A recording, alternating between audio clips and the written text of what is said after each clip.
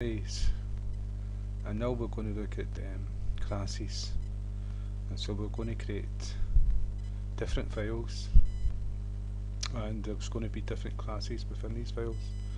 Then we're going to make objects of these classes to create an instance, and we'll be able to run it from main. And so the first thing we're going to do is create a class in Visual C#. Go to projects, the class, and because it's console, just go class, and then we give it a name. It starts off with an already class. Starts off with a name already. Class 1. But what we're going to do is we're going to call first a class and go class. A class always starts with a capital letter. Okay. And add, and that's us got it's already made for us. And what we're going to do is go to projects, create another one, add class. We're going to do this 3 times.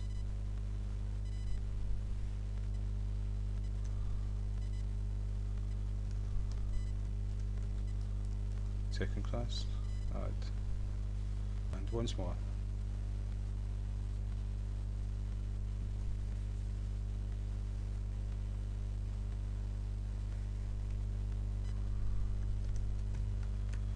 Third class.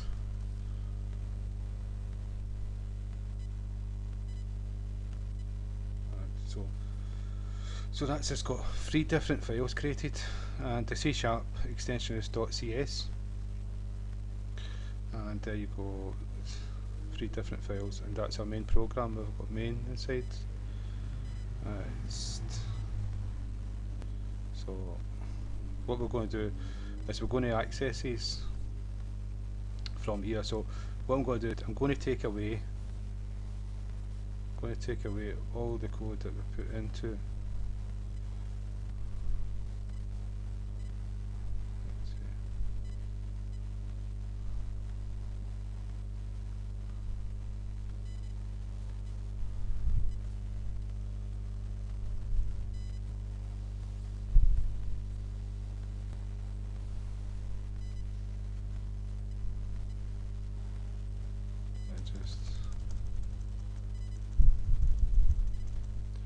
So that's the application, console application 1. We could have named it what we wanted. The program class is called program, and we've got the main within it, and this is where we run the main program. And we've got no code inside it. Now we've got first class, second class, and third class. The first class, we're going to start off with an integer, and just call it num1 equals 45.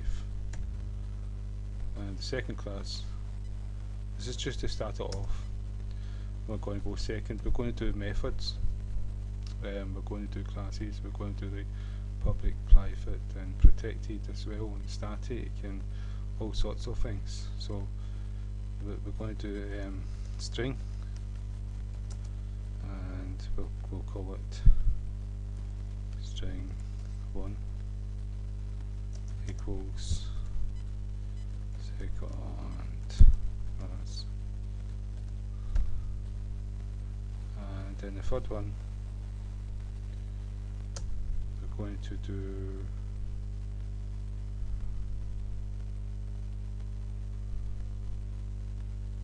we're going to do another integer, and we'll call num3 equals 55. And so what we've got, all we've got is like one variable inside each class, and we make an object of these, but it's not going to be able, the object's not going to be able to access these because it doesn't have a public in front of it. And what public does is it allows someone from outside the class to access the variables within this class. Now by default it's private. Private means that nobody can get access to the variable from outside the class, but anyone within this class can get access to it, and so it gives an extra layer of security in object-oriented programming. And so you can, by right, they should all be private, and you should use get and set methods to access the variables within a class, and it stops someone from outside being able to access them directly. You've also got static. Static is sometimes referred to as like a global variable, as you don't need to make an instance to access it.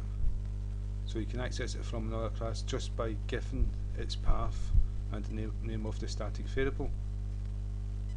No, but when you make an object, all the variables will be part of that object, apart from the static ones, because a static one can't be turned into an object, and an object can be created. You can create more than one object of the same class, and static by definition is just one variable, and it stays just one variable. So that means it cannot be made into an object. Right, I've done this one public, the third one's for public, the second one's not, and so is the third one's not, so by default they're private, won't get access to them. And to show you how this is done, to create an object you use the new keyword. Just, it's the same as when we created an array. We used the array was a class, and we used the new to create a new object. And so the first thing we need to do is we need to declare what kind of class, and so we give the name of the constructor, and the constructor, the class name. We've not made a constructor yet. Yeah, that's class, and that's a class. We're still to make a constructor, right? But this is the variable, and so what we do is we give the class name, and that's it. First class is the class name. So if we go to programs and we type in first class and we give it a name, just go first equals, and then it's the same as the array. We declared the array class by int square brackets, and then we gave it a name. We gave it a name so that we could access it, and so we're giving this one a name called first, and then equal sign, and the same as the array, we'll do a new object, new, and then we give it the class name again with brackets and semicolon. Now that's us created a class, and we'll be able to access the class by just using the name we gave. But what you'll see here is it does not have the integer, because the integer is private, so it's hidden from the outside the class. No one can see it outside the class, but once we make it public we'll be able to see it. And so we're going to make a second one, second class, and we'll call it sec equals, we'll call it second. So by default the class is a capital letter, and when you make an object of it, by default it's a lower class letter, just by convention. Then it's a new keyword, then it's second class brackets semicolon. We've made a second one, and if we go second dot operator, gives you access to the class, and so if there's a method inside there or a variable, you'll give the name to access it, dot, and the name of the variable you want to access or the method you want to access. So the dot operator is the operator to give you to access the variables and the object, the methods in the class. Okay, so you can see the string is not visible there because it's by default it's private. So we'll do the third one, and what we'll see is because we made it public, we will have access to it. So we'll call this third equals new third class semicolon. Now we've made, that's three objects we've made of these three different classes. and if we do third dot, you can see that we've got access to the integer number 3 because we made it public. And if we go back here, we'll see that we've made it public, and that's what gave us access. And so I'm going to take away the public to show you that it disappears and we no longer have access to it. By default, when there's nothing there, it's private by default for protection. But I'm just going to type private in, and now if we go back here and we type third dot, we don't have, it's not visible anymore, we don't have access to it. So this is what the public and the private and the protected is for. It's an element of security for your code. So if we make it public again, and go back to the program, third dot, and there, hey presto, it's appeared like magic and we've got access to it. And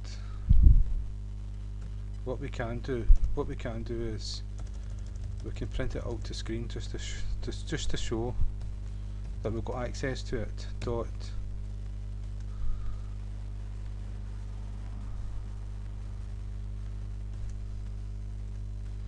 and then it's third dot num3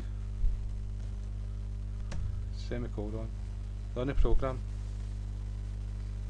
I'm going to have to put the console.readline so it doesn't disappear. You can see it was 55 there, but just so it doesn't disappear, I'm going to have to put it in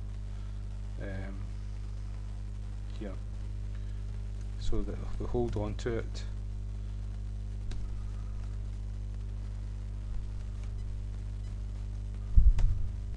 Run the program and it's going to stay there so we can see the 55. Number 55 is from that variable, and so what I'm going to do is I'm going to go back to it. I'm going to change the file 65 just to show that S is one we're accessing. 65. And if we go to the second string, the second class, and we put public, it's a small p, it's not a capital P. Put public. Now we've got access. Now we have access to, this is a capital S as well. Oh, it's a small, it's what would we want to call it? It's not getting used yet, that's what it's telling you. So now we've got access to it. So if we go back to programs and we change this to second,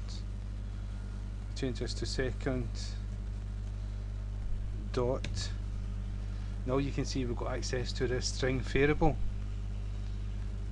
Double click it, run the program, and it's, hey presto, second class, and that's from this variable in this class.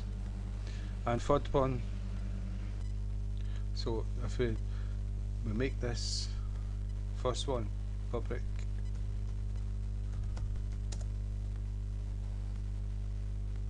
we'll have access to this one, it's number 45. And so we change this to its first one here, first dot, and you can see that we've now got access to num1 and it's number 45. So if we run the program, it's number 45. So this way that we've created 3 classes and we've accessed 3 different variables in each one. And so what we've noticed is that you have public and private plus protected.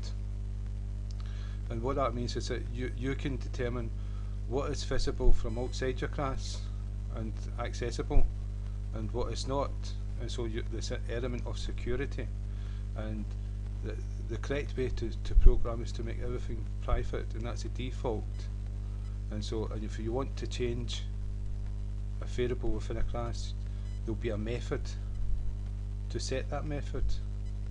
And if you want to get a value of a variable from a class, there'll be a method that will get that variable value and pass it to you in the main program.